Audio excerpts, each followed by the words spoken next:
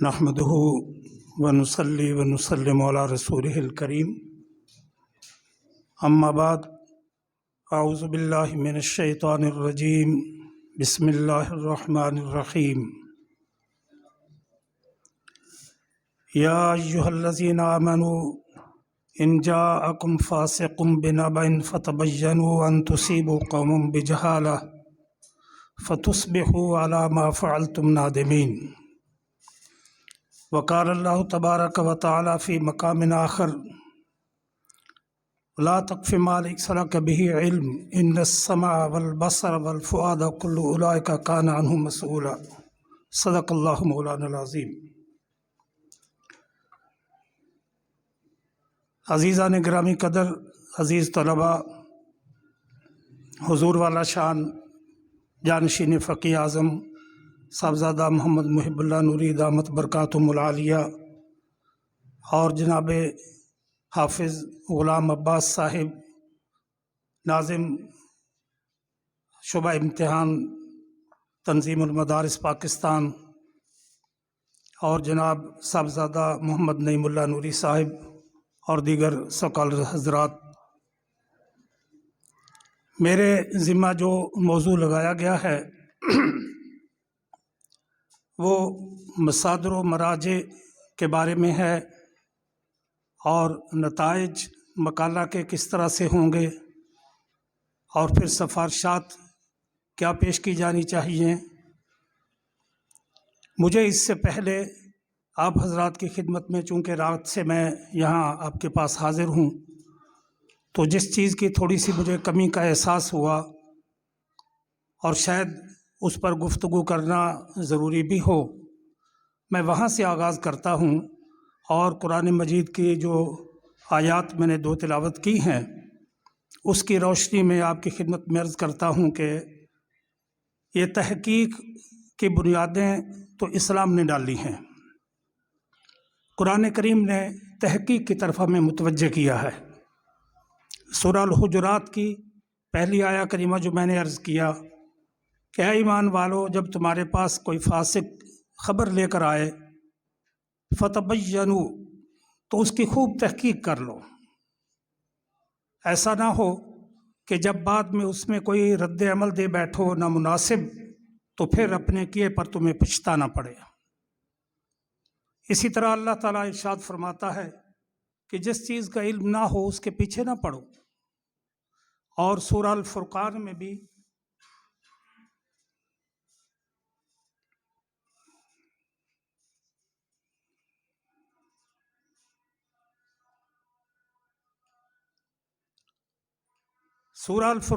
भी इरशाद फरमाया गया है कि जब इनके सामने कुरान मजीद की आयात या उमूमी अनफुस और आफाक में, यानी पूरी कायनात के अंदर जो आयात बिखरी हुई हैं, अगर उनके बारे में तवज्जो दिलाई जाती है तो वो उनके ऊपर अंधे और बहरे होकर नहीं गिरते। अंधे और बहरे होकर गिरने का मतलब ये है कि उसमें गौर व फिक्र नहीं करते, उसमें तवज्जो नहीं करते और उसकी तहकीक नहीं करते। तो ये तीन आयात नहीं और भी आयात हैं कि जिनमें से हमें ये मालूम होता है कि हमें हर मामले में तहकीक करने का अल्लाह रब्बुल इज़्ज़त हुक्म फरमाता है। सरकार दो आलम सल्लल्लाहु अलैहि वसल्लम की अहादीस से भी यही कुछ है। खुसूसन इरशाद फरमाया सरकार दो आलम सल्लल्लाहु अलैहि वसल्लम ने, कफ़ा बिल मर्इ काज़िबन अन युहद्दिस बिकुल्लि मा समिअ। इंसान के कफ़ा बिल मर्इ काज़िबन, इंसान के झूठे होने के लिए इतनी बात काफ़ी है कि वो हर सुनी सुनाई बात को आगे बढ़ा दे। हर सुनी सुनाई बात को, यानी लिखी लिखाई बात को वो समझ कर के ये बिल्कुल ठीक लिखा हुआ है। हमारे बहुत बड़े वो शेखुल हदीस थे, वो बहुत बड़े स्कॉलर थे, वो तो उन्होंने फलां डिग्रियां ली हुई थी, उसको अब ये कैसे गलत हो सकती, उसी को लेकर आगे बढ़ा दे। कफ़ा बिल मर्इ काज़िबन अन युहद्दिस बिकुल्लि मा समिअ। तो इसका मतलब ये हुआ कि हमें इन आयात और हदीस पाक से क्या रहनुमाई मिल रही है कि हमें तहकीक का एक रवैया अपनाना चाहिए। मुहक्किक का काम ایک پرماننٹ اور مستقل مزاجی کے ساتھ اپنے اندر تحقیقی رویہ پیدا کرنا ہے اور ایک طرز عمل پیدا کرنا ہے، اور اس کا فائدہ ہمیں معاشرتی دنیاوی زندگی کے اندر بھی اور علمی میدان کے اندر بھی۔ ہم ادھر ادھر سے باتیں سنتے ہیں، عالم دین ہو کر بھی ہمارے اندر، خود میرے اندر یا دوسروں کے اندر یہ بات ہوتی ہے، سنی میں نے تو کچھ سنی ہے، ٹھیک ہی کہنا ہوئے گا، میں اپنے طور پہ تھوڑی بات کر رہا ہوں، سنی ہوئی بات کر رہا ہوں، یہ سنی ہوئی بات تو غلط ہوتی ہے، اسی وجہ سے بعض اوقات لڑائیاں جھگڑے پیدا ہوتے ہیں، تو یہ معاشرتی طور پر ہمارے لیے خرابی کا باعث ہے۔ اور اسی طریقے سے باقی کتابیں آپ دیکھ لیجئے، ان میں رتب و یابس ملا ہوتا ہے، اور ایک ہی بات کئی کی کتابوں کے اندر ریپیٹڈ چل رہی ہوتی ہے، جبکہ اس کا پیچھے نام و نشان نہیں ہوتا۔ میں نے چونکہ اپنے نصاب کی، اپنے کالج کے جو طلباء ہیں ان کے لیے 2 سالوں کی کتابیں لکھی ہیں، اسلامیات کی، مطالعہ پاکستان کی، سال اول کے لیے بھی اور سال دوم کے لیے بھی۔ جب میں نے ان کتابوں کو لکھنے کے لیے بیٹھا تو ظاہر ہے کہ یہ کتابیں کوئی ایسی نہیں ہیں کہ جن کے اوپر کوئی تحقیق کی ضرورت ہوتی ہے، جو پہلے سے مارکیٹ کے اندر کتابیں ہوتی ہیں ان کو دیکھنا پڑتا ہے کہ انہوں نے کیا اس کے اوپر لکھا۔ حضور صلی اللہ علیہ وسلم کی سیرت پاک کے حوالے سے کہ آپ صلی اللہ علیہ وسلم بڑے رحیم، بڑے شفیق، بڑے مہربان، اور آپ نے بھی یہ بات سنی ہوگی جو میں ابھی عرض کرنے لگا ہوں، ساری کتابوں کے اندر تھی کہ جناب حضور صلی اللہ علیہ وسلم جب تشریف لے جاتے تھے تو ایک مائی آپ کے سر کے اوپر کوڑا ڈالا کرتی تھی، اور پھر جب ایک دن اس نے کوڑا نہ ڈالا تو آپ کو نے پوچھا کہ وہ کدھر گئی، تو پتہ چلا وہ بیمار ہے، تو رسول اللہ صلی اللہ علیہ وسلم اس کی بیمار پرسی کے لیے اس کے گھر تشریف لے گئے۔ جب حج کرنے کو گئے تو ہمارے ارد گرد کے جو دوست وہاں کے رہنے والے تھے، انہوں نے کہا میں تمہیں بتاؤں وہ جگہ ہے جہاں سے وہ خاتون جو ہے وہ کوڑا ڈالا کرتی تھی، باقاعدہ جگہ کو بھی متعین کر کے دکھا دیا۔ اور جب میں نے ان کتابوں کو، جن کتابوں کے اندر یہ بات درج تھی، میں نے ان کے، چونکہ سنٹرلائزیشن ہوتی ہے امتحانات کی، مارکنگ کی، تو وہاں وہ موجود ہوتے ہیں، میں نے ان میں سے کسی 2-3 سے پوچھا، میں کہا یار یہ جو آپ لوگوں نے چیز لکھی ہے اس کا کوئی ریفرنس تو مجھے دیں تاکہ میں اگر اپنی کتاب میں شامل کروں تو بڑے اعتماد سے شامل کروں۔ تو کہا جی نہیں بس اسی بھی ایسا طرح پڑھی ہے گی، پتہ نہیں کتھی ہے تو کتھے نہیں ہے گی۔ تو یہ اس طرح کی چیزیں کتابوں کے اندر ملتی ہیں، لیکن آپ کو یہ رویہ اپنانا نہیں چاہیے، بلکہ آپ کو ہر معاملے میں تحقیق کر کے آگے بڑھنا چاہیے۔ اچھا، ہمارے ہاں یہ بات تو درست ہے کہ علمی تحقیق اسی طرح سے ہوتی ہے، لیکن سم ٹائم تجرباتی تحقیق بھی آپ کر سکتے ہیں، اور اس کی 2 مثالیں حضور سید فقی اعظم علیہ الرحمہ وقدس سرہ العزیز کے حوالے سے آپ کی خدمت میں پیش کرتا ہوں۔ حضور صاحبزادہ صاحب تشریف فرما ہے، میں چونکہ وہی بات ہے کہ جو ایک مرتبہ پڑھی تھی اسی کو اب اپنے ذہن میں لا کے عرض کر رہا ہوں، اس میں اگر کوئی غلطی ہو تو تصحیح فرما دیں، کہ شاید آپ نے لکھا کہ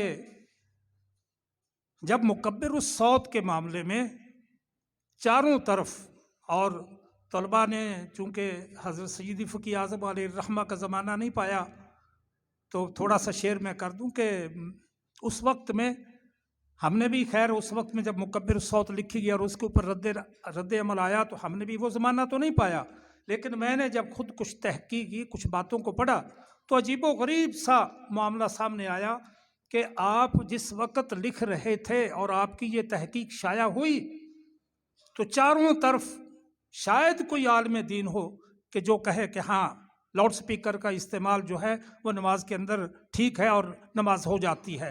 ہر بندے کا، دیوبندی کے بڑے بڑے جو ان کے شیخ الحدیث تھے وہ بھی اس کے اوپر اس کی منفی رد عمل دے رہے تھے، اور میرے پاس غالباً گھر میں ایک کتابچہ موجود ہے کہ جس کے اوپر میں اگر گنوں تو شاید 200 دیوبندی علماء کے، اور ان میں بڑے بڑے ہیں، یہی فتوے موجود ہیں کہ یہ مکبر الصوت نماز اس کے اندر نہیں ہوتی۔ اور ایک صاحب کی میں نے تحریر پڑھی تھی، انہوں نے کہا تھا یہ مکبر الصوت جو ہے مجھے تو اس کو دیکھ کر یوں لگتا ہے کہ جیسے حضور صلی اللہ علیہ وسلم کی وہ حدیث پاک اس کے اوپر منطبق ہو رہی ہے کہ جس میں آپ صلی اللہ علیہ وسلم نے فرمایا کہ میں اے لوگوں جو فتنے میں دیکھ رہا ہوں کیا تم لوگ بھی دیکھ رہے ہو؟ تو صحابہ کرام علیہم رضوان نے عرض کیا یا رسول اللہ علیہ السلام ہم تو کوئی ایسے فتنے نہیں دیکھ رہے ہیں. فرمایا کہ میں تم لوگوں کے گھروں کے اندر بارش کی طرح برستے ہوئے فتنوں کو دیکھ رہا ہوں. اچھا ان عالم دین نے اس حدیث پاک کو لے کر کہا کہ یہ جو آواز مکبر الصوت کے لوگوں کے گھروں کے اندر جا رہی ہے مجھے تو بالکل وہی فتنہ ہی دکھائی دے رہا ہے. کسی نے کہا کہ یہ تو گدھے کی طرح آواز نکل رہی ہے. عین اس وقت میں حضرت سیدی فقی اعظم آپ فتاوی نوریہ کو اٹھا کر دیکھیں کتنے مقدمات آپ نے اس کے اوپر باندھے ہیں اور کتنی تحقیق کے ساتھ باتیں فرمائی ہے. جو خاص طور پر میں بات عرض کرنے لگا تھا وہ یہ کہ چونکہ آپ نے اس میں ایک یہ بات اس چیز کو بنیاد بنایا کہ یہ محرابیں جو ہماری مسجد کے اندر ہیں ان کا مصرف یا ان کو قائم کرنے کا جو ضرورت ہے وہ یہی ہے کہ امام صاحب کھڑے ہوں اور وہ اگر پیچھے تک صفیں ہیں اور امام صاحب کی آواز وہاں تک نہیں پہنچتی ہے تو محراب میں کھڑے ہو کر چونکہ وہ گدائی میں ہے اور جب اللہ اکبر کہیں گے امام صاحب تو ان کی آواز گونج کر پیچھے جائے گی. اچھا منفی رد عمل اور انکار کرنے والوں کا چونکہ مقدمہ یہ تھا کہ یہ آواز جو لاؤڈ سپیکر کے ذریعے پیچھے تک جاتی ہے وہ امام کی آواز نہیں ہے وہ خارج سے ہے. لہٰذا جو نمازی اس آواز پر انتقال کریں گے یعنی رکوع سجود کریں گے تو پھر ان کی نماز نہیں ہوگی کہ وہ امام کے پیچھے نہیں ہے وہ تو اس آواز کے پیچھے ہیں جو مکبر الصوت کی ہے. تو آپ نے ثابت کیا کہ نہیں یہ جو محرابوں کے ذریعہ سے ہے یہ آواز وہی ہے. پھر آپ نے عملی طور پر یہ بات نوٹ کرنے کی عملی طور پر تشریف لے گئے حیدرآباد سندھ میں وہاں ٹھٹھا میں جی میرا خیال ہے وہاں ایک مسجد ہے. آپ نے وہاں جا کر دیکھا کہ اس کے اندر کئی گنبد بنے ہوئے ہیں اور وہ ان گنبدوں کے بنانے کا مقصد ہی یہ ہے کہ یہاں سے آواز ٹکرائے اور پھر دوسرے گنبد میں جائے اور وہاں سے ٹکرا کر پیچھے جائے پھر پیچھے جائے پھر پیچھے جائے. اور پھر آپ نے وہاں اگلے محراب میں کھڑا کر کے شاید صاحبزادہ ابوالفضل حاجی غلام حسین ان کو کھڑا کر کے آپ نے ان سے قرات کروائی تاکہ دیکھیں اور پیچھے تک کیا ان کی آواز اسی طریقے سے جا رہی ہے. تو آپ نے یہ تجرباتی طور پر تحقیق کی اور اس کو اپنی اس مکبر صوت کی تحقیق میں شامل فرمایا. تو یہ ایک چیز ہے کہ جو تحقیق میں آپ کی رہنمائی کرے گی کہ انسان کو یوں اپنے مشاہداتی طور پر چیزوں کو بھی شامل کرنا چاہیے. دوسری بات جو میں عرض کروں گا حضرت سیدی فقی اعظم علیہ الرحمہ کے حوالے سے وہ یہ کہ آپ کو اگر تھوڑا بہت کوئی پڑھنے کا شوق ہے تو آپ کے حالات کو پڑھیں دوبارہ. ان میں آپ کو ایک چھوٹا کتابچہ ملے گا حاجی محمد اسحاق علیہ الرحمہ جو آپ کے مرید خاص تھے لاہور میں رہتے تھے. ان کے ساتھ حضرت سیدی فقی اعظم کے بہت سے اسفار ہوئے. ان میں ظاہر ہے کہ وہ حرمین شریفین کے بھی تھے اور اسی طریقے سے دیگر اسلامی ممالک کے بھی اسفار تھے. وہ اکثر آپ کے ساتھ رہتے تھے. نیا ٹیشو پیپر ایجاد ہوا. ٹیشو پیپر نیا ایجاد ہوا یا یہاں متعارف ہوا پاکستان کے اندر. تو چونکہ طہارت کے لیے استنجا کے لیے ڈھیلے استعمال کرنے کے ہم فقہ کے اندر پڑھتے ہیں اور منع کیا جاتا ہے چند چیزوں سے کہ ان کے ساتھ استنجا نہ کریں. ان میں ہڈی ہے, ان میں کاغذ ہے اور ان میں گوبر ہے. باقی کی کیا ہے وہ بھی ہم پڑھتے ہیں کہ کیوں نہ استعمال کیے جائیں. لیکن جب کاغذ کے بارے میں فقہ میں آتا ہے کہ جی اس کو کیوں نہ استعمال کریں تو کہا جاتا ہے اس لیے کہ یہ اعلیٰ علم ہے. کیونکہ اس کے ذریعے سے علم حاصل کرنا ہے تو اس کی توقیر اور اس کا احترام یہ ہے کہ اس کو استنجا کے لیے طہارت کے لیے گندگی دور کرنے کے لیے استعمال نہ کیا جائے. اب یہ چیز فقہ کے اندر موجود ہے. تو ٹیشو پیپر ایجاد ہوا, وہ بھی پیپر ہے.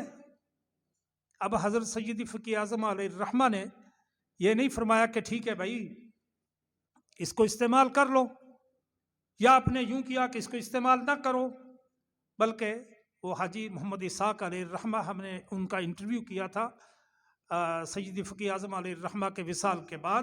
انہوں نے اس وقت بتایا کہ مجھے انہوں نے کہا یعنی فرمایا حضرت سیدی فقی اعظم نے ذرا لاؤ نا وہ ٹیشو پیپر دیکھیں. تو جب تک اس کو آزما نہیں لیں گے، دیکھ نہیں لیں گے، پرکھ نہیں لیں گے، تحقیق نہیں کر لیں گے، تو اس کا استعمال کرنا یا نہ کرنا اس کے بارے میں کوئی رائے قائم نہیں کروں گا۔ چنانچہ آپ نے فاؤنٹین پین کہ جس کے اندر سیاہی بھری جاتی ہے وہ منگوایا اور ٹیشو پیپر کے اوپر لکھ کر دیکھا، اور جب یہ دیکھا کہ اس کے اوپر تو سیاہی پھیلتی ہے اور یہ اس کی مینوفیکچرنگ یا اس کی ساخت جو جس کے لیے بنایا گیا ہے وہ تو ہے ہی طہارت کے لیے اور لکھنے کے لیے، تو اس کو بنایا ہی نہیں گیا ہے اور نہ ہی یہ لکھنے کے کام آ سکتا ہے، لہٰذا آپ نے فرمایا کہ ٹھیک ہے یار، یہ اچھی چیز ہے کہ سفر میں ڈھیلے وغیرہ تو میسر نہیں ہوتے، لہٰذا اس سے طہارت کی جا سکتی ہے۔ تو یہ تحقیق جو ہے یہ تجرباتی تحقیق ہے۔ بہرحال اس سے آگے اور بہت ساری باتیں ہیں، لیکن میں اپنے جو آپ لوگوں کو رہنمائی کرنے کے لیے مجھے جو ٹاپک دیا گیا ہے میں اب اس کی طرف آتا ہوں۔ باتیں تو اور بھی کرنے کی تھیں لیکن اس میں چونکہ وقت زیادہ ہو گیا، سب سے پہلی بات وہ ہے حوالہ کی۔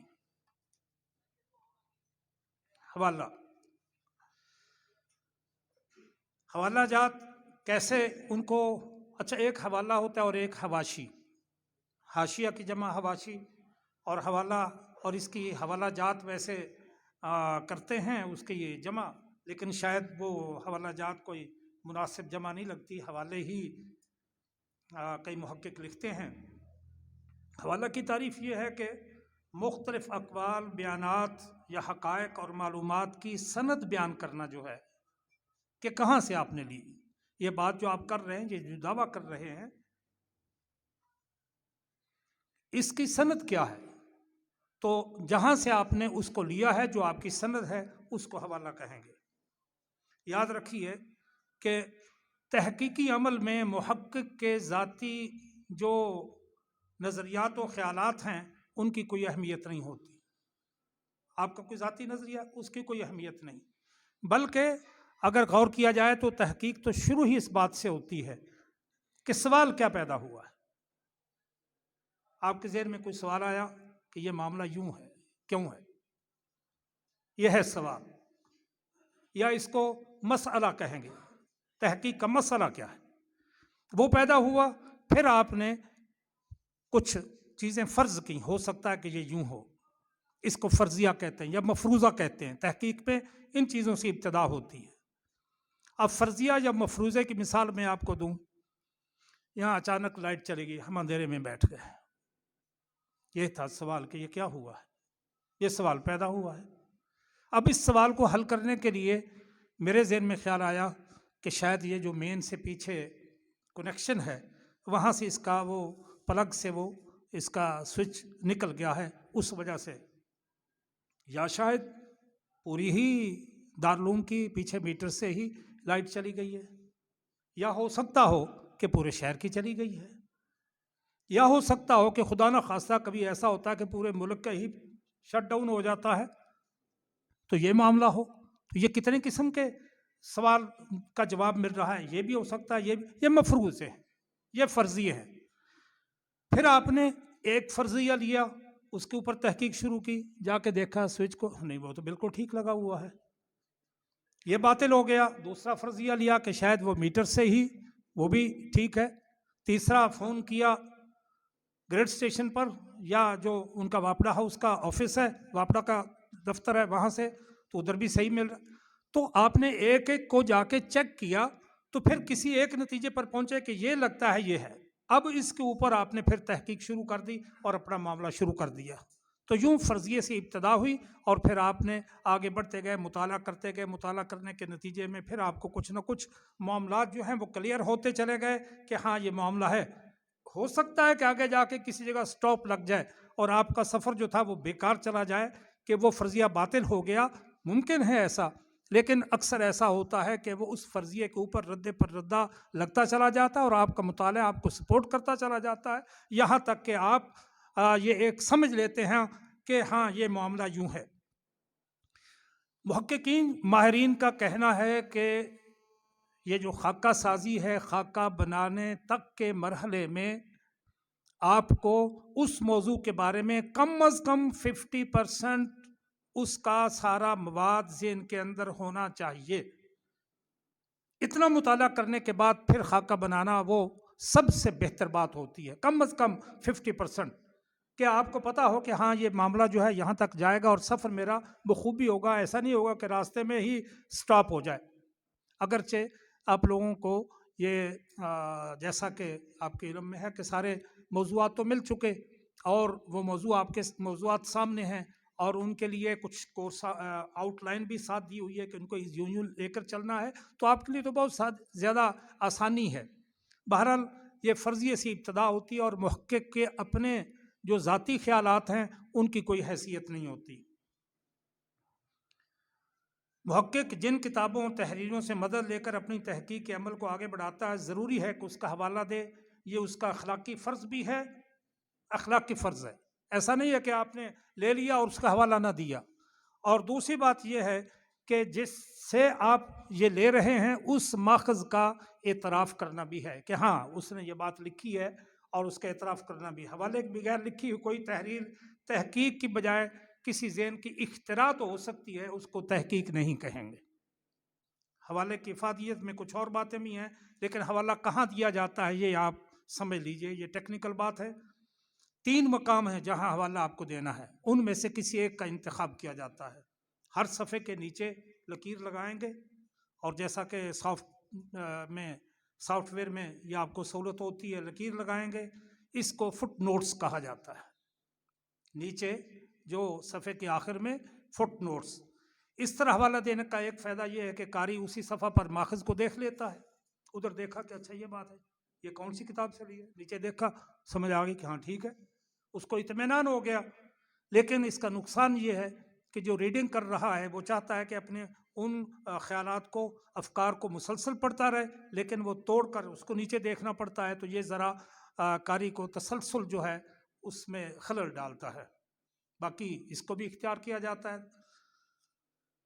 اور دوسرا مسئلہ یہ کہ اگر حواشی اور حوالہ جات اسی صفحے پر مکمل نہ ہو سکیں تو ان کو آگے لے جانا پڑتا ہے، یہ بھی اس کا پرابلم ہے۔ تو یہ نیچے والے جو اس کے فوائد بھی ہیں اور اس کے نقصان بھی ہیں۔ حوالہ جات اور حواشی ہر فصل یا باب کے آخر میں دیے جائیں، یہ دوسرا طریقہ ہے۔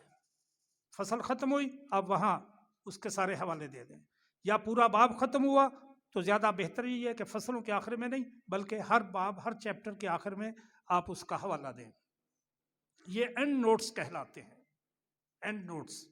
اس صورت میں پورے باب یا فصل کے نمبر ترتیب وار لکھے جائیں گے، پورے باب کے ترتیب وار، اور اگر فصل کے آخر میں تو اس فصل کے ترتیب وار پورے لکھے جائیں گے، مثلا 1 2 3 4 5 اس طریقے سے آخر تک۔ تیسرا طریقہ یہ ہے، یہ 2 میں نے طریقے بیان کیے، ایک فٹ نوٹس، ایک اینڈ نوٹس۔ اینڈ نوٹس مین کہ فصل یا باب کے آخر میں، اور تیسرا کیا ہے کہ پورے تمام جو حوالہ جات اور حواشی ہیں وہ کتاب یا مقالے کے بالکل آخر کے اندر لائے جائیں، یعنی جہاں ختم ہو اس کے بعد اس کی فہرستیں ہیں، مصادر و مراجع کی، یا اشاریہ ہے، یا نتائج اور دیگر چیزیں ہیں، تو وہاں۔ تو یہ 3 طریقے عام طور پر مروج ہیں۔ سب سے بہتر طریقہ ویسے اس وقت وہی ہے جو پہلا طریقہ ہے، شکاگو مینول کے طور پر یہ متعارف ہے، اور یہی اختیار کرنا چاہیے، اس کو ہی زیادہ ریکمینڈ کیا جاتا ہے۔ بہرحال کوئی مخصوص طریقہ نہیں ہے معین، لیکن تنظیم کا بھی کہنا یہی ہے، لہٰذا ہم اسی کو فالو کریں گے، اور آپ اسی کو ذہن کے اندر رکھیں۔ باقی 2 صرف میں نے تعارف کے لیے آپ کو بتائے ہیں، لیکن آپ نے اسی پہلے طریقے کو اختیار کرنا ہے۔ اب وہ حوالہ کس طریقے سے دیا جائے، یہ تو تھا مقام کہ کس جگہ دیا جائے، اب میں عرض کرتا ہوں کہ کس طریقے سے دیا جائے۔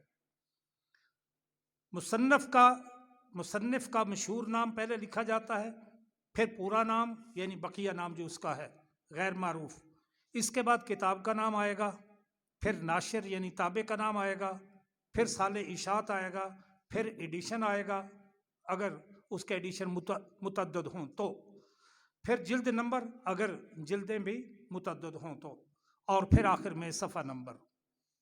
مثال کے طور پر اگر آپ لکھنا چاہیں علامہ غلام رسول سعیدی علیہ الرحمہ، ان کی کتاب تبیان القرآن کا حوالہ آپ اس طریقے سے دیں گے، سعیدی، غلام رسول، اگر ان کے نام کے ساتھ علامہ لکھنا چاہیں. ویسے ہماری چونکہ دینی تربیت ہے تو یہاں ہم بغیر القاب کے موضوع نہیں سمجھتے. علماء کا احترام بھی کرنا ضروری ہے، حق ہی یہ ہے. لیکن سچی بات یہ ہے کہ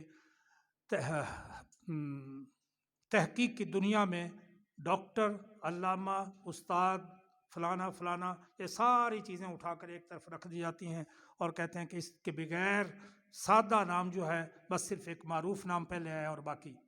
لیکن ہمارے یہاں میرا خیال ہے کہ مناسب نہیں ہوگا. تو یوں ہوگا سعیدی قوما، غلام رسول قوما، علامہ، اس کے بعد قوما، پھر آگے تبیان القرآن. اور تبیان القرآن کو بہتر یہ ہے کہ بولڈ میں لائے، اس کو بولڈ کر دیں، یا بعض محققین جو ہیں اس کے نیچے خط لگا دیتے ہیں، اس کے نیچے لائن لگاتے ہیں تاکہ وہ نمایاں ہو. ان میں سے کوئی ایک جو آپ کو آسانی وہ اختیار کریں، لیکن ایک جیسی ہو، یکسانیت ہونی چاہیے. بہتر یہ ہے کہ آسانی کے لیے بولڈ کرنا اس کو آسان ہوتا ہے.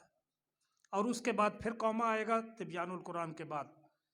پھر بریکٹ میں قوسین میں لاہور ضیاء القرآن، پہلے لاہور شہر کا نام، پھر ضیاء القرآن جو اس کا تابع ہے، ناشر ہے، اور پھر قوما جولائی، پھر قوما اور 2021 سن اشاعت.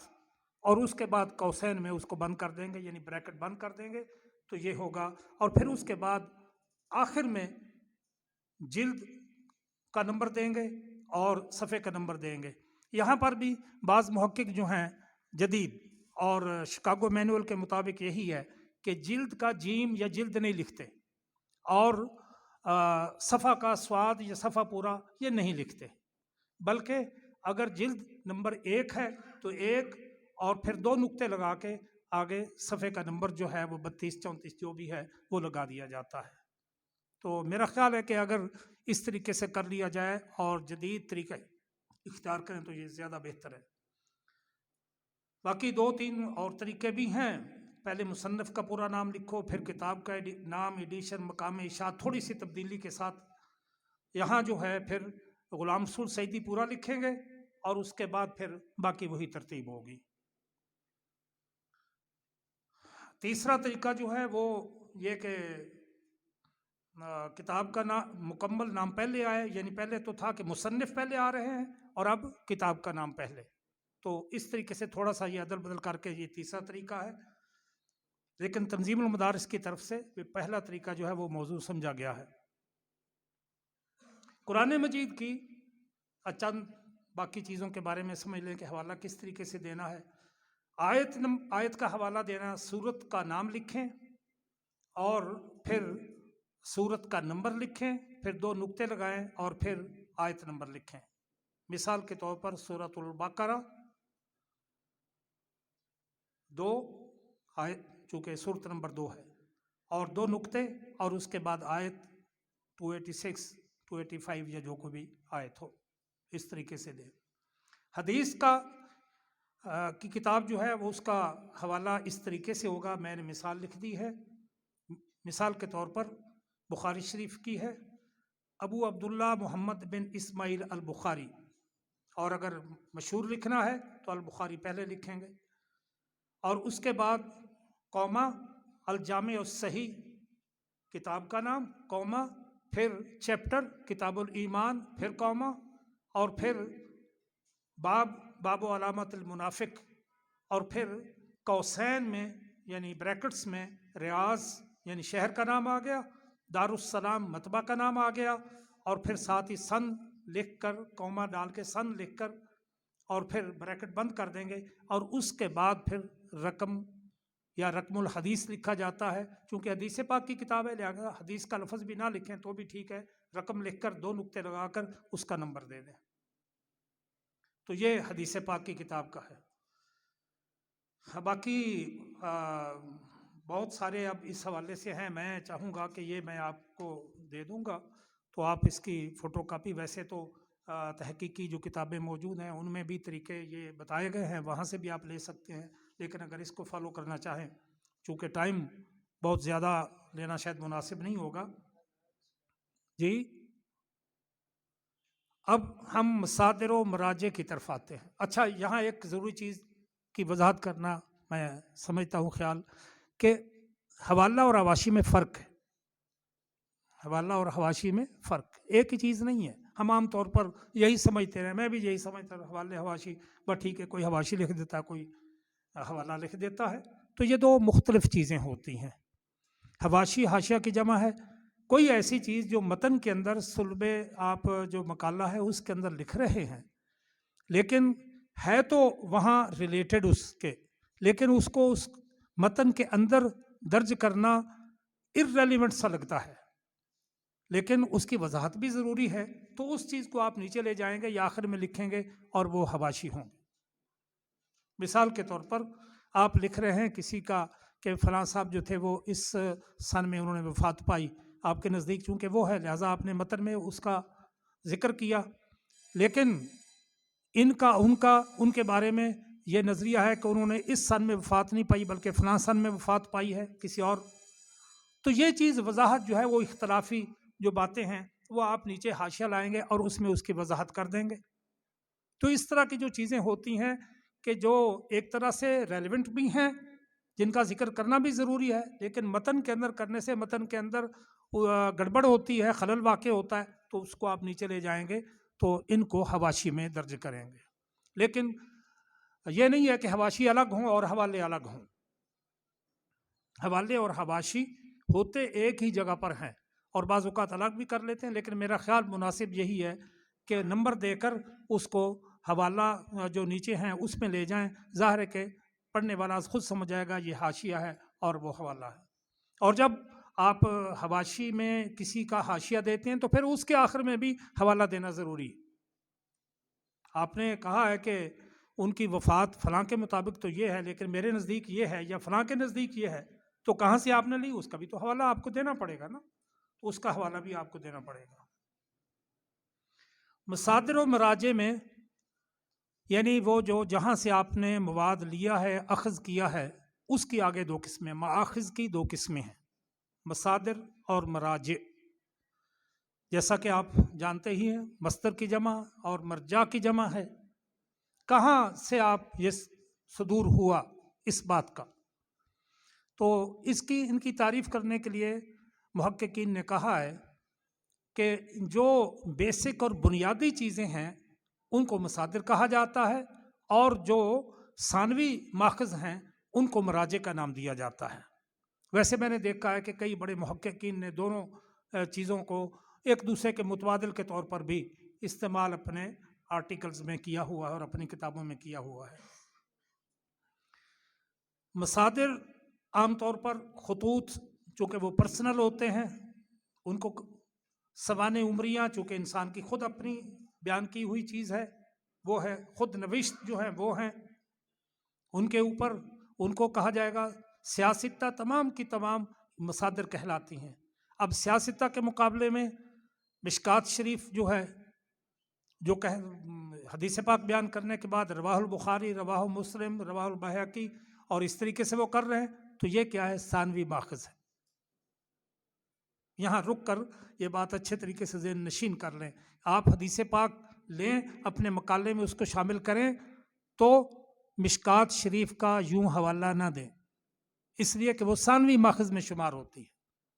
آپ کی رسائی جو مصادر تک ہو سکتی ہے تو آپ کیوں مشکات شریف کا حوالہ دیں گے؟ ہاں، اگر کوئی بہت ہی مارا ماری کی اور اس کو آپ نہ تلاش کر سکے کسی بھی طریقے سے، تو پھر ٹھیک ہے، پھر مشکات شریف کا حوالہ دیں، ان کا حوالہ دیں بحوالہ مشکات شریف، یعنی بخاری شریف کا حوالہ دیں لیکن بحوالہ مشکات، اور پوری پھر اس کی تفصیل جو ہے وہ بیان کریں گے. تو جو مصادر سے لے کر آگے مجموعات ہیں وہ ثانوی ماخذ کہلاتے ہیں، وہ مصادر میں نہیں آتے اور وہ مراجع ہیں. تو یہ تھوڑا سا میں نے آپ کی اچھا ایک لطیفہ بھی ہے کہ کئی کتابوں میں اردو کے جو محققین ہیں، محققین کی بات کر رہا ہوں، وہ جب ببلیوگرافی بناتے ہیں، اچھا ببلیوگرافی کا لفظ بھی آپ نے سنا ہوگا، وہ بھی مصادر و مراجع کی فہرست کے بارے میں ببلیوگرافی کا نام دیا جاتا ہے. وہ جب فہرست بناتے ہیں تو اس کا عنوان رکھ دیتے ہیں کتابیات. کتابیات. آپ خود دین کے طالب علم ہیں اور گرامر اچھی طریقے سے جانتے ہیں، کتاب کی جمع کو کتابیات آتی ہے یا اس طریقے سے اس کو استعمال کیا جا سکتا ہے؟ ڈاکٹر ظہور احمد اظہر وہ کہا کرتے تھے کتابیات، چونکہ وہ عربی کے ماہر تھے تو وہ ان کی طنز کے لیے اور ان کا مذاق اڑانے کے لیے کہتے تھے کتابیات. تو یہ کتابیات کا لفظ کوئی چیز نہیں، مصادر و مراجع یہ لفظ ہے. بہرحال آپ مصادر و مراجع کی فہرست دیں گے تو ہی یہ مقالہ کہلائے گا، ورنہ ایک تحقیقی کتاب ہو سکتی ہے، یہ مقالہ نہیں ہے. ٹھیک ہے، آپ نے تمام حوالے دے دیے، حواشی سب کچھ لگا دیے، آخر میں مصادر و مراجع کی فہرست نہیں دی تو یہ ایک تحقیقی کتاب ہے بس. تو یہ ایک لازمی اس کا جز ہوتا ہے اور اس کو بڑے ہی اہتمام کے ساتھ ترتیب دینا ہوتا ہے، جیسا کہ خطۃ البحث کے اندر بھی یہ بات آئی کہ وہاں پر بھی آپ کو مصادر و مراجع کی فہرست پیش کرنا ہے. اس لیے پہلے مجھے خیال تھا، میں کہا یار علی بنایا کچھ نہیں تو یہ مصادر و مراجع کی فہرست کیوں ہم سے مانگتے ہیں؟ تو اصل بات یہ ہے کہ آپ نے ثابت کرنا ہے اس جگہ پر کہ یہ مصادر و مراجع جو ہیں ان سے میں حصول علم کروں گا، تحقیق کروں گا، کیونکہ مجھے اندازہ ہوا ہے میرے ابتدائی مطالعہ کے بعد کہ یہ میرا سارا معاملہ جو ہے یہ فرضیہ یہاں سے ثابت ہوگا. اس لیے وہاں پر مصادر و مراجع کی فہرست بھی دینا ضروری ہے، اور جب تھیسس کمپلیٹ کر لیں گے تو اس کے آخر میں مصادر و مراجع دینا ضروری ہے، ورنہ اس کی کوئی قدر و قیمت نہیں ہوگی. اور اس کے مستند ہونے اور معتبر ہونے کا وہیں سے پتہ چلتا ہے. علامہ ضیاء صاحب نے، ڈاکٹر صاحب نے یہ فرمایا اور درست فرمایا کہ وہ مقدمہ پڑھا جاتا ہے اور عنوانات بھی دیکھے جاتے ہیں، لیکن سیدھی سی بات ہے کہ پورا آپ کا صلب موضوع اور پورا متن مقالے کا نہیں کوئی دیکھے گا، وہ چیدہ ٹیکنیکل باتیں پکڑے گا، ٹیکنیکل باتیں. اور ان ٹیکنیکل باتوں میں جیسا کہ انہوں نے کہا وہ بھی ہیں، اور مصادر و مراجع کی فہرست بھی دیکھا کہ وہ واقعی ہے اور اس طریقے کے مطابق بنائی گئی ہے. تو اس لیے اس کا اہتمام کرنا اور صحیح طریقے سے ترتیب دینا ضروری ہے. انہی سے ویسے اس کے فوائد بھی ہیں اپنی جگہ کہ کتابوں کے اندر کیا مندرجات ہیں، کون کون سی کتابیں کن کن موضوعات پر ہیں. کوئی بھی آدمی اگر پورا نہیں دیکھتا تو صرف مصادر و مراجع وہاں سے کتابوں کے بارے میں آگاہی ہوتی. ایک بات یہاں میں رک کر عرض کروں کہ کسی بھی موضوع پر آپ نے جب دیکھنا ہو کہ مجھے اس موضوع کے لیے کون کون سی کتابیں جو ہیں وہ درکار ہو سکتی ہیں اور کہاں سے وہ مل سکتی ہیں اور کہاں ہیں کتابیں، کیسی ہیں کتابیں، تو پھر آپ اردو دائرہ معارف اسلامیہ اس میں آپ چلے جائیں، اپنے موضوع یا موضوع کے متعلق وہاں کا جو کوئی آرٹیکل ہو اس کو دیکھیں تو اس کے آخر میں لمبی فہرست دی ہوئی ہوگی مصادر و مراجع کی، اور مزید ریکمینڈ کی گئی ہوں گی کہ یہ کتابیں بھی آپ پڑھیں. مثال کے طور پر تحقیق کا لفظ ہے کہ میں تحقیق کے بارے میں ہی تحقیق کرنا چاہتا ہوں، تو پھر وہاں میں جہاں وہ تحقیق کا لفظ آئے گا وہاں جاؤں گا تو آخر میں بہت ساری کتابیں آپ کو لکھی ہوئی مل جائیں گی. تو مصادر و مراجع بعد میں آنے والے جو محققین ہیں، جیسا کہ میں اور آپ بھی پہلے محققین سے بعد میں آنے والے ہیں، ہم کہاں سے وہاں سے لیتے ہیں، مصادر و مراجع سے کتابوں کا ہمیں آگاہی ملتی ہے. تو بالکل عزیزان گرامی قدر آپ جو لکھیں گے تو بعد میں آنے والے آپ کے مقالے کے مصادر و مراجع سے بھی اسی طریقے سے آگاہی لیں گے، تو ان کا یہ فائدہ ہوتا ہے. کیا آپ مواد کیسے تیار کریں گے جی؟ وہ اس میں مصادر و مراجع کے لیے بھی آپ کو رہنمائی ملے گی. میرا اپنا خیال یہ کہ ہم نے جو کچھ پڑھا ہے وہ یہ کہ آپ اس سائز کے کاغذ بنا لیجئے،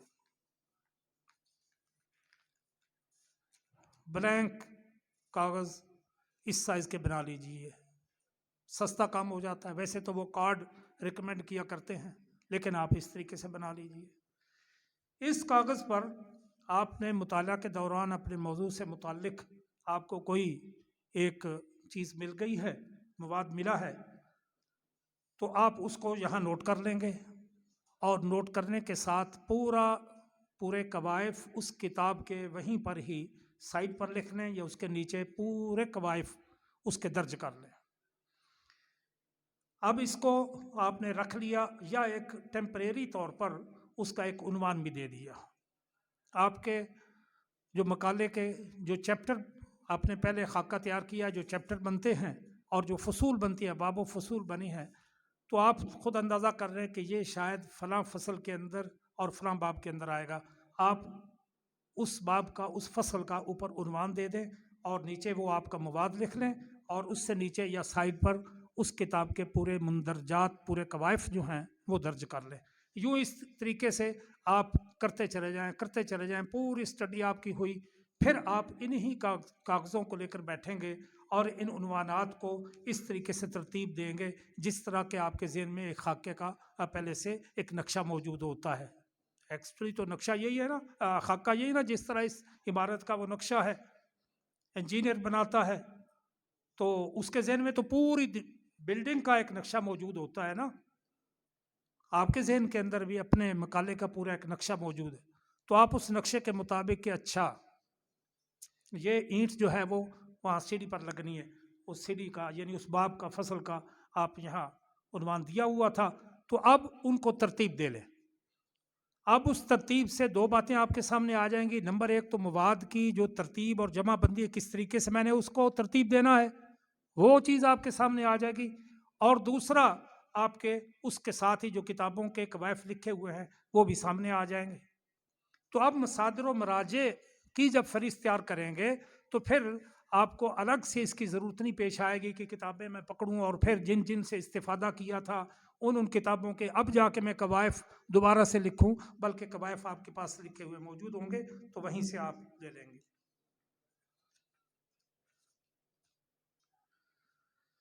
اچھا، یہ بھی ذہن میں رکھیں کہ مصادر و مراجع میں انہی کتابوں کو لایا جائے گا جن سے آپ نے براہ راست استفادہ کیا ہے۔ یعنی کہ آپ سنا ہے کہ اس موضوع پر علامہ صاحب نے بھی کتاب لکھی ہے، لکھ لواں بچ جی، لکھ لو جی، چلو ان میں لکھ لیتا، ایسا نہیں ہوگا، بلکہ جن کو واقعی آپ نے اپنے مقالے میں استعمال کیا صرف انہی کو لکھیں گے۔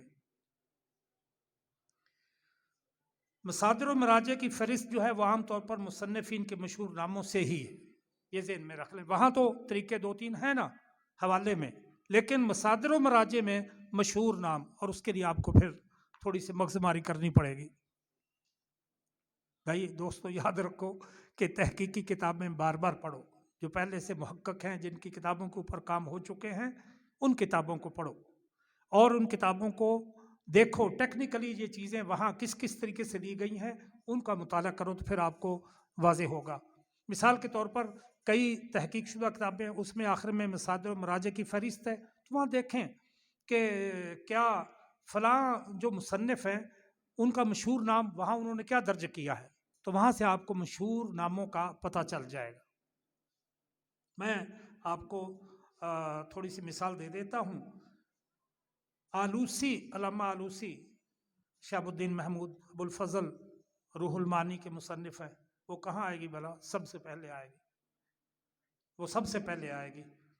باقی علامہ صاحب نے بتا دیا، ابن، ابی، ابو، ام کلثوم، کلثوم کاف میں نہ کہ، ویسے میں نے ایک مرتبہ غلطی کی ہوئی ہے اپنی اس میں، ابن کثیر کو بھی یعنی ابن کو ابو کو اس طریقے سے لے لیا ہے، لیکن درست بات یہی ہے۔ سب سے پہلے مصادر و مراجع میں اوپر الہامی کتابیں آئیں گی، خواہ وہ کہیں بھی فال کرتی ہیں حروف تہجی میں، وہ اوپر ہی آئیں گے، القرآن الکریم اور اسی طرح بائبل یا کوئی اور کتاب بھی ہو تو۔ الف لام ظاہر کے شمار نہیں کیا جائے گا۔ السیوطی وہ سین میں آئے گا، الرازی را میں آئے گا، نہ کہ ادھر۔ اچھا، ایک ترتیب یہ بھی ہو سکتی کہ جب آپ کے پاس بہت ساری کتابیں ہیں، آپ کا مصادر و مراجع کی فہرست بڑی طویل ہے، تو آپ اس کو موضوع کے اعتبار سے بھی ترتیب دے سکتے ہیں، ایک یہ طریقہ بھی ہے۔ تفاسیر، حدیث پاک، اصول تفسیر، اصول فقہ اور اس طریقے سے مختلف موضوعات سے بھی آپ ان کو ترتیب دے سکتے ہیں۔ اسی طرح زبانوں کے اعتبار سے بھی ترتیب دیا جا سکتا ہے۔ بلکہ یہ شاید موزوں طریقہ ہے کہ عربی کتب سب سے پہلے لائیں، کیونکہ ہم اسلامی تحقیق کی بات کر رہے ہیں، تو اس میں عربی کتب سب سے پہلے لائیں، اس کے بعد پھر فارسی کتب، اور پھر اردو اور انگلش، اس طریقے سے۔ رسائل اور جرائد جو ہیں ان کو آخر میں رکھا جاتا ہے، اور ان سے بھی آخر میں مخطوط، یعنی اگر آپ نے کسی مخطوط سے، قلمی کتاب سے جو نسخہ ہے اس سے استفادہ کیا ہے، تو ان کو آپ بالکل آخر میں رکھیں گے۔ جو مستقل کوئی بھی کتاب ہوتی تو اس کی ترتیب یہ ہے: مصنف کا مشہور نام، پھر مکمل نام، پھر کتاب کا نام، پھر شہر کا نام جہاں سے شائع ہوئی، پھر تابع کا نام یعنی ناشر کا نام، اور سال اشاعت، پھر سال اشاعت اگر معلوم نہ ہو، یہ بھی ٹیکنیکل بات سمجھ لیں، پھر سین اور بیچ میں ڈاٹ ڈال کے نون، سین ڈاٹ نون، سن نہ دارد یا سن معلوم نہیں، اس طرح کا مقام اشاعت دستیاب نہیں، یہ پتہ نہیں ہے کہ کہاں سے شائع ہوئی، وہ لاہور سے شائع ہوئی، کراچی سے، حیدرآباد سے، کہاں سے، میم نون، میم ڈاٹ نون۔ تو یہ اگر اس کا یہ چیزیں معلوم نہ، بہرحال اس کو واضح کرنا ہے آپ نے کہ یہ چیز وہاں سے دستیاب نہیں، ورنہ یہ سمجھا جائے گا کہ آپ نے سستی کا مظاہرہ کیا، یا آپ کو قوائف ادھر ادھر سے آپ نے پکڑ کے لگا دیے اور آپ کو حقیقت میں پتہ نہیں ہے۔ آپ بالکل واضح کریں کہ ان کی یہ چیزیں دستیاب نہیں تھی۔ اگر کسی کتاب کی کسی اور نے تحقیق کی ہو یا تخریج کی ہو یا اس کو ترتیب دیا ہو یا اس کا ترجمہ کیا ہو تو اس کا بھی ذکر کرنا پڑے گا آپ کو، کتاب میں اس کا بھی آپ کو ذکر کرنا ہوگا۔ مثال کے طور پر ابن ماجہ، ایک مثال میں نے دے دی، ابن ماجہ ڈاٹ محمد بن یزید قزوینی ڈاٹ سنن ابن ماجہ ڈاٹ تحقیق اور 2 نقطے محمد فؤاد عبد الباقی، یہ چونکہ انہوں نے تحقیق کی ہے تو ان کا نام بھی بیچ میں آئے گا، اور پھر باقی قوائف۔ اخبار یا کسی مجلے کا اس کے قوائف جو ہیں وہ اس طریقے سے آئیں گے۔ مثال کے طور پر ایک اردو کا، میں نے ایک آرٹیکل کا دیا ہے، مثال دی ہے، محمد فیضان الرحمن نام ہے آرٹیکل لکھنے والے کا، کوما، اور انوائٹڈ کامرز کے ساتھ، یعنی واوین جس کو آپ کہتے ہیں، 2 لگائیں اس طرف، اور پھر عنوان ہے احادیث نبویہ میں وارد حیوانات کا ترجمہ، ایک ناقدانہ جائزہ۔ اب آخر میں بھی واوین یعنی انوائٹڈ کامرز میں آ گیا، اور پھر جہاں سے جس رسالے میں یہ شائع ہوا ہے قوسین میں بریکٹ میں دیں گے، مثال کے طور پر فکر و نظر اسلام آباد، اور پھر اس کا آخر میں جلد، چونکہ 1 سال کے ہوتے ہیں نا جلد، اور پھر سال میں کون سا شمارہ ہے تو جلد نمبر بھی اور اس کا شمارہ نمبر بھی اور سن بھی، یہ میں نے مثال بھی ساتھ ہی لکھ دی ہے تو آپ اس کو دیکھ لیں گے۔ غیر مطبوع جو مقالات ہیں ان کی ترتیب کا بھی میں نے آپ کو یہاں بتا دیا ہے۔ کتب لغت، اس میں باقی ساری اسی طریقے سے چیزیں آتی ہیں، لیکن بعض جو ہیں اس کا دے دیتے ہیں صفحہ نمبر، لیکن بہتر یہ ہوتا ہے کہ مادہ اور آخر میں ساتھ مادے کا نام۔ مثال کے طور پر درایت کا لفظ ہے تو اس میں آخر میں آپ مادہ دریون یہ درج کر دیں گے اس طریقے سے۔ تو یہ مصادر و مراجع کے بارے میں میں نے چند ایک باتیں آپ کو بتائی ہیں۔ اب ٹائم تو بہت زیادہ ہو گیا اور میں بھی تھوڑا سا فیل کر رہا ہوں کہ پانی تو ہے نہیں میرے پاس۔ ہاں جی، بڑی مہربانی۔ ایسے رہ نہیں دو پھر چلے، میں آپ کی اور اپنی بھی فائدے کے لیے بس یہ، کیونکہ میں نے اس لیے لایا ہوں کہ ساری چیزیں نہیں بیان ہو سکتی ہوتی، تو آپ کو اگر ٹیکنیکلی ضرورت پیش آئے تو ان سے استفادہ کر لیں گے۔ میں موٹی موٹی باتیں ہی عرض کرتا ہوں۔ نتائج بحث کی اہمیت بہت ہے، ذرا توجہ سے سن لیجئے۔ نتائج بحث آخر میں آپ نے درج کرنے ہیں۔ بھئی یہ سارا سفر کیا کس لیے؟ اگر کوئی نتیجہ نہیں ہے، کیونکہ تھوڑا سا مزاح بھی تھوڑا سا ہو جائے، ایک بندہ تھا وہ گیا حج کرنے کے لیے، اور جب 8ویں ذوالحج سے لے کر 12ویں یا 13ویں تک حج کے ایام ہوتے ہیں، وہ بیچارے نے تربیت نہیں لی تھی، اس کو پتہ ہی نہیں تھا، بس چلا گیا قافلے میں، تو کعبۃ اللہ کے پاس ہی بیٹھا رہا، اور جب سارے مزدلفہ منا سے عرفات سے ہوا کر 12ویں یا 13ویں کو واپس آئے تو کہنا تسی کدھر گئے سو؟ وہ اتنے تو بڑیاں موجاں لگی رہی نے، کلا مکلا کعبہ شریف اور میں ملتزم شریف تے حتیم چ نمازاں تے فلانا تسی کتھر گئے سو؟ انہوں نے کہا اچھا بھائی جان تسی حج کرنے کو آئے اور حج کرنے کے ایام میں بس کعبۃ اللہ کو پکڑ کر بیٹھ گئے، جو اصل مقصد تھا وہ حاصل ہی نہیں کیا، نہ عرفات گئے، نہ منا، نہ مزدلفہ، تو تم نے تو اسی طریقے سے بھائی اسی طریقے سے بات ہے کہ اگر آپ نے سارا سفر اختیار کیا، مواد جمع کیا، حوالے لگائے، حواشی لکھے اور آپ نے سارا معاملہ کیا، نتائج بحث کوئی نہیں ہے، تو بس ٹھیک ہے کعبۃ اللہ کو پکڑ کر بیٹھے رہیے، اور پھر اصل جو مقصد تھا وہ آپ کا حاصل نہیں ہوا، تو نتائج بحث یہی اہمیت رکھتے ہیں۔ اس کا اچھا اس کو بعض نے یوں لیا کہ خلاصہ پہلے لکھ دیتے ہیں اور پھر اس کا ساتھ ساتھ تجزیہ بھی کر دیتے ہیں، اور پھر دوسری الگ سے ہیڈنگ دے کر نتائج بحث اس میں پھر اس کے نتیجے جو ہیں وہ درج کر دیتے ہیں، یہ بھی ہو سکتا ہے، لیکن میرا خیال ہے کہ بعض اوقات بندہ الجھ جاتا ہے۔ یوں ہونا چاہیے، میں آپ کو سجیسٹ کر رہا ہوں، تجویز دے رہا ہوں کہ ہر باب کے آخر میں اس باب کا 2-4 سطروں کے اندر خلاصہ لکھ دیجئے، اس باب سے مجھے یہ حاصل ہوا ہے،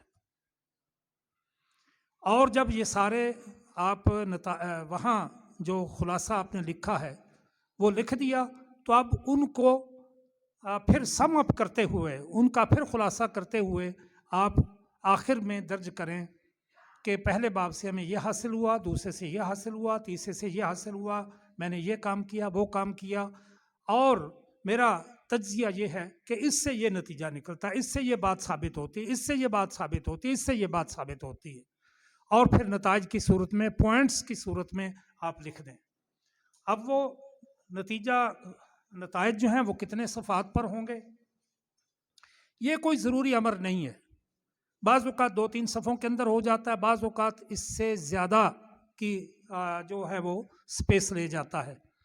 میں آپ کی توجہ کے لیے پھر عرض کروں کہ سائنسی جو تحقیق ہے، سائنسی تحقیق میں یہ مقالہ یوں نہیں لکھا جاتا، یہ بیانیہ نہیں ہے کہ لمبی چوڑے فصول اور ابواب بنائے اور اس میں صفحے کے صفحے، اور ماشاء اللہ علامہ صاحب کا تو، ڈاکٹر صاحب کا تو مجھ سے اٹھایا ہی نہیں گیا، اتنا بھاری تھا، تو اس طریقے سے وہ نہیں لکھتے، وہ لیبارٹریوں میں تحقیق کرنے کے بعد آخر میں یہ نتائج ہی لکھتے ہیں، اور یہی ایک نظریہ قائم کرتے ہیں، اور یہی نتائج ہی آگے وہ پڑھے جاتے ہیں، اور اس سے ہی معاملہ اخذ کر کے آگے مزید تحقیق کو بڑھایا جاتا ہے۔ لہٰذا یہ کوئی ضروری امر نہیں ہے کہ اس میں آپ بڑی لمبی چوڑی بحث کریں گے، بلکہ چند 2 یا 3 صفحوں کے اندر ہی نتائج بحث آ سکتے ہیں۔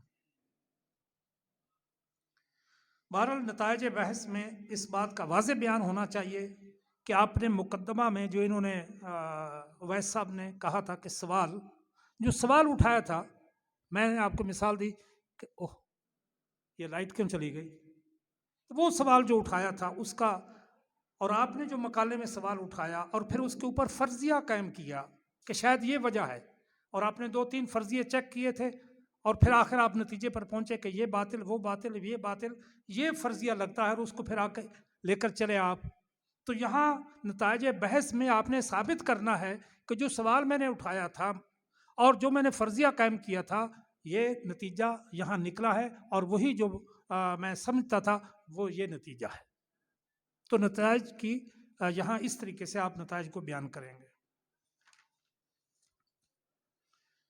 فرضیے کے ساتھ اس کی مطابقت اور اس کی مناسبت کو قائم کرنا ضروری ہے، اس کو 2 ٹوک انداز میں آپ بتائیں گے کہ مقصد تحقیق میرا یہ تھا، اور اس کا پھر نتیجہ جو ہے وہ یہ نکلا ہے۔ یہاں آپ طریقہ بھی اختیار بتا سکتے ہیں کہ میں نے اس طریقے سے لائبریریوں میں گیا ہوں، فلاں کتابیں پڑھی ہیں اور یہ دیکھا ہے، وہ دیکھا ہے، اور پھر میں اس نتیجے پر پہنچا ہوں، یہ بھی آپ بیان کر سکتے ہیں۔ اخذ کیے ہوئے نتائج کو پورے خلوص اور غیر جانبداری اور دیانتداری سے پیش کرنا پڑے گا، یعنی کہ ڈنڈے نہیں مارنا وہاں، ٹھیک ہے یار وہاں بات لگی تو یہ تھی لیکن اب میں یہ لکھوں گا تو میرے فلاں استاد گرامی جو ہے وہ ناراض ہو جائیں گے، یا اس سے مجھے وہ ویسا کہہ رہے تھے کہ یہ جو ہے مارنا سزا دینا اس کے بارے میں، تو پھر وہ نہ ہو کہ میں اس کے خلاف لکھوں اور پھر جناب جو ڈپارٹمنٹ ہے وہ میری ایکسپلینیشن کر کے مجھے ویسے ہی ٹرمینیٹ کر دے، مجھے کوئی سزا دے، تو نہیں، نتائج میں آپ نے پوری غیر جانبداری کے ساتھ اور دیانتداری کے ساتھ اس کو درج کرنا پڑے گا، کوئی خوف اور مصلحت جو ہے اس کو بالائے طاق رکھتے ہوئے۔ دیکھیے محققین نے، ماہرین نے مجھ سے پہلے پیش رو جو انہوں نے یہ باتیں آپ کو بتائی ہیں کہ انسان سے غلطی ہو سکتی ہے۔ علامہ غلام رسول سعدی علیہ الرحمہ، آپ ان کی کتاب پڑھ رہے ہیں اور آپ نے دیکھا کہ یہاں غلطی ہے، لیکن وہ تو محقق الاثر تھے، اب میں کہوں کہ انہوں نے یہ غلط لکھا تو یہ بات تو ٹھیک نہیں ہے، یا میں ان کے خلاف تحقیق شروع کر دوں اور یہ نتیجہ نکلوں، یہ بات ٹھیک نہیں۔ ہو سکتا ہے کہ سعیدی صاحب نے تو ٹھیک لکھا ہو، آگے کمپوزر نے غلط کمپوز کر دیا، پروف ریڈنگ صحیح نہیں ہو سکی تو اس وجہ سے ہو سکتی ہے۔ تو یہ نہیں ہوگا کہ اوپر آپ کو کچھ چیز ایسی ملی ہے تو آپ اس کو اس کے جانبداری برتیں، وہی مسلک وغیرہ کا تعصب، یہاں سلبیت، وہ معاملات نہیں چلیں گے، بلکہ سیدھی سی بات ہے، تحقیق ہے ہی بے لوث ہو کر اور غیر جانبدار ہو کر چھری چلانے کا اور تلوار چلانے کا نام۔ محقق کو نتائج میں واضح کرنا چاہیے کہ یہ مقالہ علمی طور پر اضافے کا کیسے سبب ہوگا، اور اگر وہ علمی طور پر اضافے کا سبب نہیں ہے تو پھر میں نے اور آپ نے خاک چھانی۔ آپ کے مقالے کو علمی اضافے کا سبب ہونا چاہیے، نیا ردہ لگنا چاہیے، اور اگر عمارت وہی کھڑی ہے تو پھر کوئی فائدہ نہیں ہے۔ یہ آپ کو نتائج میں واضح طور پر پوائنٹ آؤٹ کرنا ہوگا، اس حوالے سے یہ علمی اضافہ ہے۔ پھر اسی طریقے سے معاشرتی یہ خدمت کیا ہے، انسانیت کی خدمت آپ نے کیا کی، اصلاح یا فلاح کی کون سی آپ نے کوئی نئی بلڈنگ تیار کی ہے، اس کا بھی نتائج کے اندر آپ ذکر کریں گے۔ اور یہ بات تو واضح ہی ہے کہ پوری تحقیق میں جذباتی جو رویہ ہے وہ نہیں چلتا، نہ نفرت انگیز اور نہ محبت انگیز۔ تو اس حوالے سے آپ بالکل غیر جذباتی ہو کر اور ایسے الفاظ اور محاورات جس میں کوئی جذباتیت پائی جاتی ہو ان سے نتائج جو ہیں وہ پاک ہونے چاہیے، مختصر اور سادہ لیکن جامع انداز میں۔ سب سے اہم خصوصیت جو ہے کہ بعد میں آنے والے محققین، آپ چلے گئے، آپ نے مقالے لکھ دیے، یہاں لائبریری میں پڑھے ہوئے ہیں، تنظیم کے دفتر میں پڑھے ہوئے ہیں، نئی اگلی کلاس آئی، ہم نے ان کو کہا کہ آپ لوگ بچے جائیں پہلے مقالات کو دیکھیں، آپ کو اسی طریقے سے نیا ٹاپک ملے گا، تو وہ آپ کے ٹاپک، آپ کے مقالے کو دیکھیں تو ان کو رہنمائی ملے۔ یہ سب سے اہم خصوصیت ہوتی ہے مقالے کی، اور مقالے کے آخر میں جو نتائج لکھے ہوتے ہیں ان سے، کیونکہ ایک طالب علم اب 200 مقالے رکھے ہوئے ہیں، پہلے 200 مقالے وہ پڑھے، بڑا مشکل کام ہے کہ ایک ایک کو پڑھے، وہ کیا کرے گا، مصادر و مراجع دیکھے گا، وہ اسی طریقے سے نتائج اور سفارشات دیکھے گا، اور ان سے دیکھ کر وہ اپنے لیے کوئی ایک ذہن بنائے گا کہ کیا مجھے پورا مقالہ پڑھنا چاہیے یا نہیں۔ اگر کام کی کوئی چیز اس کو سمجھتا ہے تو پھر وہ پڑھے گا، ورنہ نہیں پڑھے گا۔ تو اس کو رہنمائی آپ کے نتائج اور سفارشات سے ملنی چاہیے، یہ اس کی ایک اہم خصوصیت ہے۔ اور اسی میں جیسا کہ ضیاء صاحب نے بھی کہا کہ جب مقدمہ لکھیں گے تو اس میں بھی مشکلات ذکر کر سکتے ہیں، نتائج میں بھی کہیں آپ کو کوئی خلا علمی طور پر دکھائی دیا ہے تو اس کا بھی ذکر کریں، اور اسی خلا سے ہو سکتا ہے نیکسٹ جو آنے والے محققین ہیں ان کو رہنمائی مل جائے۔ آخر میں سفارشات کے بارے میں چند ایک چیزیں ہیں۔ سفارشات تیار کرنا تحقیقی عمل کا آخری حصہ ہے۔ محقق کی یقیناً خواہش ہوگی کہ اس نے جو تحقیقی کام کیا ہے وہ بروئے عمل بھی آئے، لہٰذا وہ سفارشات میں متعلقہ اداروں کو متوجہ کرتا ہے کہ جناب یہ معاملات ٹھیک نہیں ہے، میں نے یہ تحقیق کی اور اس کا نتیجہ یہ نکلا ہے، لہٰذا میں سفارش کرتا ہوں کہ یہ معاملہ یوں کیا جائے۔ تو آخر میں آپ اس طریقے سے سفارشات جو ہیں وہ بھی پیش کریں گے. اس کی تدوین کے لیے آپ کہہ سکتے ہیں کہ جناب میں نے اتنی محنت کی، اتنا میرا پیسہ صرف ہوا اور یہ کیا وہ کیا، تو جناب اس کو پرنٹ ہونا چاہیے، کیونکہ یہ تو بڑی ایک نایاب چیز میں نے ایک انوکھی چیز تیار کی ہے جو پہلے موجود نہیں تھی. تو آپ متعلقہ اداروں کو، پبلشنگ اداروں کو یا تنظیم کو، اسی طریقے سے دیگر اداروں کو متوجہ کر کے کہہ سکتے ہیں کہ اس کو پبلش کیا جائے. اور اگر اس میں کوئی ایسی چیز ہے کہ جس کا عملی طور پر کوئی اطلاق ہو سکتا ہے تو اس کی بھی سفارش آپ کریں کہ اس کو فلاں جگہ، میری اس بات کو فلاں جگہ یوں امپلیمنٹ کیا جائے.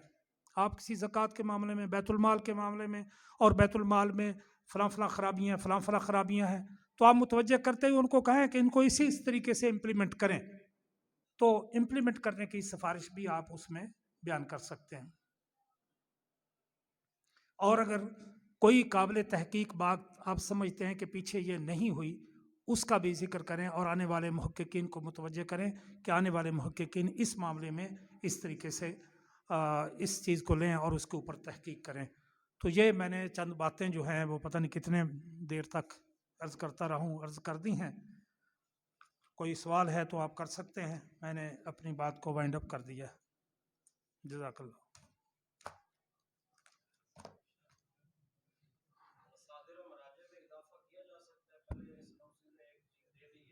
ہاں بالکل بالکل، آپ نے وہاں تو یعنی ایک آپ نے خاکہ میں دی تھی مصادر و مراجع کی فہرست، اور ایک اب آخر میں دے رہے ہیں. تو یقیناً اس میں چونکہ اس وقت تو 50% تقریباً آپ نے اسٹڈی کیا، مطالعہ کیا، اور آپ ماشاءاللہ آپ نے 2 سال 3 سال 4 سال اور 11 سال لگائے، تو 11 سالوں کے بعد کوئی نئی کتابیں نہیں آئے گی. مصادر و مراجع کی فہرست تو بڑی ہو جائے. جی ہاں، تبدیل کیے جا سکتے ہیں، تبدیل بھی ہو سکتے ہیں. یہ کوئی نہیں کہ آپ باؤنڈ نہیں ہے. میرا خیال ہے کہ جہاں تک مجھے یاد، میں عرض کر دوں کہ میرا خیال ہے کہ جو ٹاپک ہے وہ تبدیل نہیں ہوتا. ٹاپک تبدیل نہیں ہوتا. اس کے بعد جو اپرووڈ آپ نے اپروو کروا لیا ہوا ہے نا خاکہ، اور ٹاپک اپروو ہو گیا ہوا ہے، تو اس کے بعد جو آپ نے خاکے میں ابواب و فصول دی تھی ان کو بھی ٹوٹلی چینج کر سکتے ہیں آپ. انٹرنل ساری باتیں چینج ہو سکتی ہیں، لیکن صرف ٹاپک جو ہے وہ وہی رہتا ہے. کیوں جی؟ ٹھیک میں عرض کر رہا ہوں.